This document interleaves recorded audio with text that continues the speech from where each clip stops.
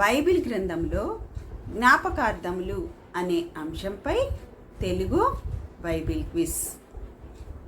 మొదటి ప్రశ్న, గొర్రెపిల్ల యొక్క రక్తము తీర్పు నుండి పాపులను రక్షించనంటకు జ్ఞాపకార్థముగా ఉన్నది ఏది?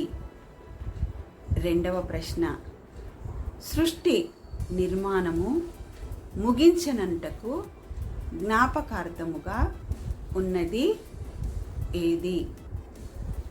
మూడవ ప్రశ్న, ప్రభురాత్రి భోజనపు బల్ల దేనికి జ్ఞాపకార్థముగా ఉన్నది? నాలుగవ ప్రశ్న, మరియా యేసు ప్రభును అత్తరుతో అభిషేకించుట దేనికి జ్ఞాపకార్థముగా ఉన్నది?